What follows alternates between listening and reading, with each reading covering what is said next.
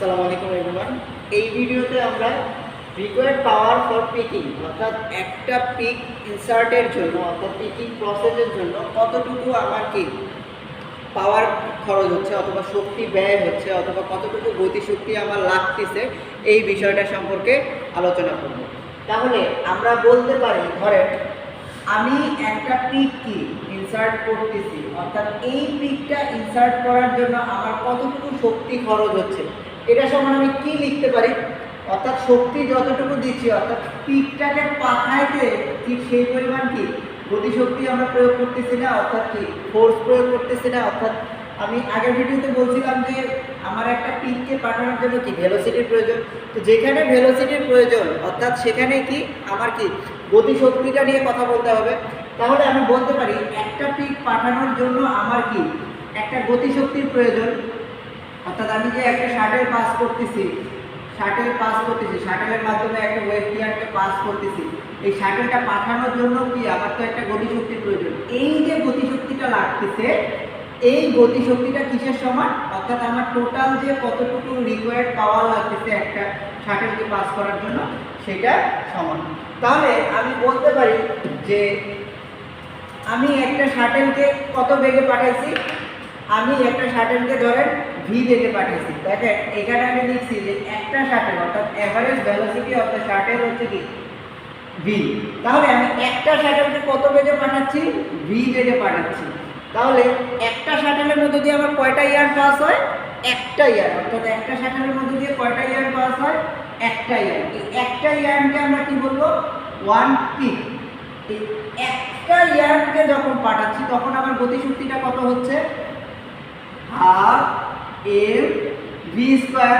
আচ্ছা, এই half M V square এটা তার কি, তাহলে আমার একটা পিক পাঠাইতে অর্থাৎ একটা পিক পাঠাইতে আমার কতটুকু গতিশক্তি লাগতেছে, হাফ এম ভি স্কোয়ার। তাহলে আমরা পেলাম যে একটা পিক পাঠাইতে কতগুলো গতিশক্তি লাগতেছে।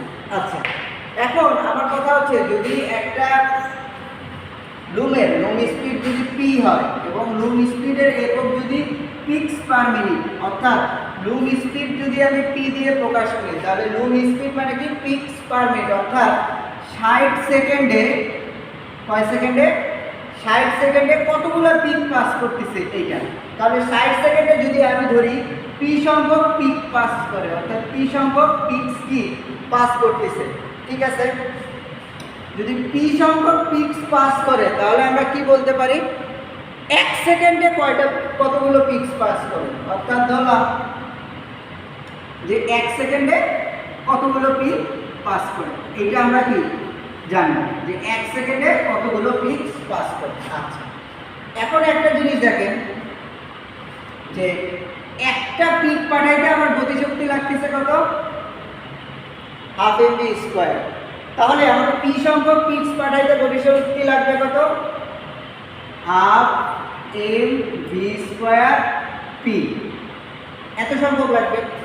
এই যে গতিশক্তিটা এটা আমার কয় সেকেন্ডের জন্য কার্যকারী হচ্ছে, আমরা বলতে পারি কি এই গতিশক্তিটা আমার কয় সেকেন্ডের জন্য কার্যকারী হচ্ছে,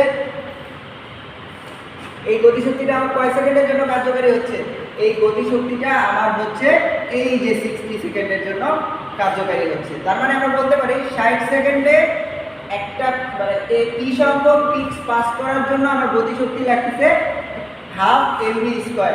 তাহলে আমার একটা পিক মানে এক সেকেন্ডে আমি কয়টা পিক পাস করতে পারছি, অর্থাৎ যেই সংখ্যক পিক পাস করতে পারতেছি অর্থাৎ এক সেকেন্ডে আমার এই পাওয়ারটা কতটুকু লাগতেছে। তাহলে লিখতে পারি পাওয়ার ফর পিকিং, এটা কি এক সেকেন্ডে কতগুলো আমার কি গতিশক্তি লাগতেছে। তাহলে লিখতে পারি কি এক সেকেন্ডে যাচ্ছে এইটা কি, যদি আমি লিখি যে পি সংখ্যক গেছে তাহলে আমার গতিশক্তি লাগছে কত, half M V square P. তাহলে আমার এক সেকেন্ডের জন্য কত, half M V square P by 60। এটা কিসে আসলো, জুলে, কিসে আসলো, জুলে। এখন এটাকে যদি আমি কিসে পরিণত করতে চাই, কিলো জুলে পরিণত করতে চাই, তাহলে আমাকে কি লিখতে হবে, 60 ভাগ কি 1000 দিয়ে কি একটা ভাগ দিয়ে দিতে হবে না, তাহলে আমি কিসে পাবো, সরি এখানে হবে জুল পার সেকেন্ড, অর্থাৎ 1 সেকেন্ডে, তাহলে গতিশক্তিটা যেহেতু জুল, তাহলে এখানে আমি কি পাবো, তাহলে পাওয়ারটা কি পাবো, কিলো জুল। তার মানে এটা কয় সেকেন্ডে পাচ্ছি আমি, 1 সেকেন্ডে। তাহলে আমি যদি পাওয়ার লিখি, যে পাওয়ার রিকোয়ার্ড ফর পিকিং, তাহলে আমি কি লিখবো, half M V square P ভাগ 60 ভাগ 1000, তাহলে কিলো জুল পার সেকেন্ড। তাহলে আমি এই জিনিসটাকে কি লিখতে পারি, জুল পার সেকেন্ডকে আমি লিখতে পারি হচ্ছে ওয়াট, আর এই কিলোর জন্য কি হয়ে গেল, কিলো ওয়াট। তাহলে এককটা কি দাঁড়াচ্ছে, half M V square P by 60 1 ভাগ 1000। তাহলে এটা হচ্ছে কিলোওয়াট এককে, অর্থাৎ পাওয়ার ফর পিকিং কিলোওয়াট। বুঝা যায়? আচ্ছা, আমরা লুম স্পিড সমান কি ধরলাম, লুম স্পিড সমান কি ধরলাম, যে পি। আচ্ছা, এই যে লুম স্পিড এটা কিভাবে ডিটারমাইন্ড হয়, এটা হচ্ছে ক্র্যাঙ্কশ্যাফটের রোটেশনের মাধ্যমে। কিসের মাধ্যমে, ক্র্যাঙ্কশ্যাফটের রোটেশনের মাধ্যমে, ক্র্যাঙ্কশ্যাফটের রোটেশনের মাধ্যমে। এখন এই যে লুম স্পিডটা ক্যালকুলেশন করলাম, এটা কিসে, কোন এককে ক্যালকুলেট করছিলাম, পিপিএম, অর্থাৎ পিক্স পার মিনিট। আচ্ছা, এখন কথা হচ্ছে যে এটা পিক্স পার মিনিটে আমি ক্যালকুলেট করলাম, ঠিক আছে। তার মানে আমার যে লুম স্পিড হচ্ছে পি, তার মানে পিটা রেভলিউশন, অর্থাৎ পি সংখ্যক বার ক্র্যাঙ্কশ্যাফট ঘুরতেছে কয় সেকেন্ডে, 60 সেকেন্ডস অর 1 মিনিট। তার মানে 1 মিনিটে কয়বার ঘুরতেছে আমার ক্র্যাঙ্কশ্যাফট,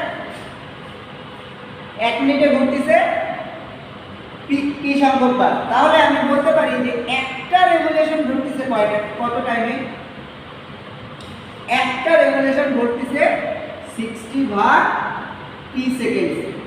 ওকে, তাহলে একটা রেভলিউশন সমান আমরা কি বলতে পারি, যে একটা যদি গোটাটা ঘুরে ক্র্যাঙ্কশ্যাফট, তাহলে কত ডিগ্রি ঘুরে, আমরা বলছিলাম যে কত ডিগ্রি ঘুরে, তাহলে একটা যদি ফুল রোটেশনে ঘুরে হচ্ছে 360 ডিগ্রি। এখন এই 360 ডিগ্রি রেভলিউশন করতে আমার টাইম লাগে কত, 60 ভাগ পি সেকেন্ড। এখন তাহলে আমার 1 ডিগ্রি ঘুরতে কত টাইম লাগে, অর্থাৎ 1 ডিগ্রি ঘুরতে কত টাইম লাগে এটা আমরা ক্যালকুলেট করব। এই 1 ডিগ্রি ঘুরতে টাইম লাগে হচ্ছে 60 ভাগ পি ইনটু 360, অর্থাৎ 1 ডিগ্রি ঘুরতে আমার এই সময়টা লাগে। তাহলে আমার একটা ডিগ্রি, অর্থাৎ 1 ডিগ্রি ঘুরতে আমার টাইম লাগে কত, 1/6p। তাহলে আমার এখন একটা শেডের জন্য ঘুরতে হবে কত অ্যাঙ্গেলটা, যদি আমার অ্যাঙ্গেল ঘুরতে হয় θ ডিগ্রি, তাহলে আমরা কিভাবে ক্যালকুলেট করব, তাহলে θ ডিগ্রি ঘোরার জন্য আমার টাইম লাগতেছে কত, θ ভাগ 6p, অর্থাৎ এই টাইমটা লাগতেছে কি আমার, কি গোটা একটা নির্দিষ্ট ডিগ্রি ঘোরার জন্য। এখন কত ডিগ্রি ঘোরার জন্য টাইম লাগতেছে এটা আমরা এখানে বসিয়ে সুন্দরভাবে ক্যালকুলেট করতে পারবো। তাহলে আমরা θ ডিগ্রি ঘোরার জন্য, অর্থাৎ ক্র্যাঙ্কশ্যাফটের θ ডিগ্রি ঘোরার জন্য টাইমটা পাইলাম কত, টাইমটা পাইলাম θ ভাগ 6p, অর্থাৎ এই টাইমটা পাইলাম। এখন আমার কথা হচ্ছে, একটা যখন আমি পাস করতেছি শাটেল, তখন আসলে শাটেলটা কতটুকু মুভমেন্ট করে এটা হচ্ছে আমার বের করার বিষয়। ধরেন এতটুকু হচ্ছে গ্রিড স্পেস। এখন একটা শাটেল যখন ধরেন এখান থেকে পাস করলো, তার মানে তার ইনিশিয়াল পয়েন্ট এটা, শাটেলের তো একটা নির্দিষ্ট লেন্থ আছে, ধরলাম এটাকে, এটা হচ্ছে আর। তাহলে এখন শাটেলটা পাস করলো, এই পজিশনে মাথায় আসছে, তখনও কি শাটেলটা ফুল পাস করছে না, তখনও শাটেলটা ফুল কিন্তু কি পাস করেনি। তার মানে কি, এই যে শাটেলটা ধরেন এই পজিশনে আসলো, অর্থাৎ এই পজিশনে আসলে কি শাটেলটা ফুল পাস করছে। তার মানে এই গোটার অংশটা হচ্ছে কি গ্রিড স্পেস, এবং এই গোটা অংশটা কি, এই গোটা অংশটা দাঁড়াচ্ছে হচ্ছে কিসের, আমার শাটেল লেন্থ। যদি এই দুইটাকে আমরা সেন্টিমিটারে হিসাব করি, এবং এই দুইটা সাধারণত সেন্টিমিটারে থাকে। যদি সেন্টিমিটার হিসাব করি তাহলে আমরা টোটাল লেন্থ অর্থাৎ ভেলোসিটি তাহলে আমরা কিভাবে পাবো, টোটাল লেন্থ তার মানে কি শাটলটা কতটুকু লেন্থ পাস করছে, দেন হচ্ছে কি টাইম, তার মানে কতটুকু টাইম লাগছে। এখন আমার কথা হচ্ছে এই যে শাটলটা লেন্থটা পাস করলো এটা কত আর প্লাস এল, এবং আমার টাইম কতটুকু লাগছে, টাইম লাগলো আমার হচ্ছে theta plus divided by 6p, এটা লাগছে টাইম। এখন আমার কথা হচ্ছে আমি তো এই জিনিসটাকে কিসের রূপে লিখছিলাম, বলে দিছিলাম যে সেন্টিমিটার এককে, তাহলে এই জিনিসটাকে কিসে লিখতে হবে, আমার তো এই অংশটুকুকে সেকেন্ডে হিসাব করছি, তাহলে এই অংশটুকুকে কি মিটারে কনভার্ট করতে হবে। তার মানে আমার কি করতে হবে, যে এগুলো সেন্টিমিটার আছে, সেন্টিমিটারকে মিটারে করার জন্য 100 দিয়ে কি আমার কি ভাগ দিতে হবে। তাহলে গোটা ক্যালকুলেশনটা দাঁড়ায় এরকম 6p আর plus l into 10 inverse 10 to the power -2 divided by কি থিটা, এইটা দাঁড়ালো হচ্ছে আমার ভেলোসিটি। আচ্ছা, যদি এইটা আমার ভেলোসিটি দাঁড়ায় তাহলে আমরা কি বের করতে পারবো না পাওয়ার ফর পিকিং। তার মানে কি আমি যদি এখন এই যে শুরুতেই আমি পাওয়ার ফর পিকিং নিয়ে আলোচনা করছিলাম, এখানে যদি এখন ভি এর মানটা কি বসাই দিই তাহলে আমি পাওয়ার ফর পিকিংটা বের করতে পারবো না, অবশ্যই বের করতে পারবো। এবার আমরা ওই জিনিসটাই আলোচনা করব, দেখি। তাহলে এবার এই ভ্যালুটা এখানে বসাই দিই, তাহলে আমরা একটু উপরে মুছি এখন এই ভ্যালুটা বসাই দেওয়ার চেষ্টা করি। তাহলে আমরা লিখি হাফ এম ভি স্কোয়ারের জায়গায় কি এই বড় ভ্যালুটা লিখি 6p আর plus L 10 inverse 10 to the power -2 divided by কি থিটা, এটার উপরে আবার কি স্কোয়ারও আছে, তার মানে p ভাগ 6p ডিভাইডেড বাই 1000, মানে এই গোটা ক্যালকুলেশনটা তখন কিসে আসবে, আমার কিলোওয়াটে আসবে। আচ্ছা, তাহলে আমরা এখন ক্যালকুলেশন করি, তাহলে আমরা কি লিখতে পারি হাফ ইন্টু এম, তাহলে আমরা লিখতে পারি যে 6 উপর স্কোয়ার দিলে 36 পি স্কোয়ার আর plus L square 10 to the power -4 theta square into 60 into 1000। এখন এই যে 1000টাকে আমি যদি উপরে তুলে দিই তাহলে কি হবে, এবং এটা যদি আমি কাটি তাহলে হয় 18, এবং আর কিছু কাটা যায়, অর্থাৎ যদি আমি এখান থেকে 3টা সূত্র পার করে দিই, অর্থাৎ যদি ধরেন একটা সূত্র কেটে দিলাম, অর্থাৎ একটা সূত্র যদি উপরে নিয়ে যাই তাহলে হিসাব করলে আমরা পাবো 18m p স্কয়ার আর plus l square into 10 to the power -4 into 10 to the power কত, এখানে আছে 3টা, এখানে আছে একটা, তাহলে কত হয় 4টা, তাহলে 10 টু দি পাওয়ার 4 উপরে উঠে গেলে মাইনাস হয়, তাহলে থিটা নিচে একটা 6 থাকে, তাহলে 6 থিটা স্কয়ার, তাহলে এই অংশটুকুই থাকে। এখন এই অংশটুকু কিভাবে ক্যালকুলেট করব, 18 আচ্ছা যদি 6কে আমরা 18 দিয়ে কাটি তাহলে হচ্ছে 3, তাহলে আমরা লিখতে পারি 3m p স্কয়ার আর plus l square into 10 inverse -8 p theta square. তবে এখানে একটা জিনিস মনে রাখার বিষয়, যে একটা জিনিস খুব ভালোভাবে মনে রাখতে হবে, সেই জিনিসটা কি, সেই জিনিসটা হচ্ছে যে এখানে আর এবং এল এই দুইটা কি সেন্টিমিটার এককে বসাইতে হবে, তাহলে আমাদের অঙ্কটা কেমন কি সঠিক হবে, আদারওয়াইজ কিন্তু অঙ্কটা কি ভুল হয়ে যাবে। আশা করি বিষয়টি বুঝতে পেরেছেন।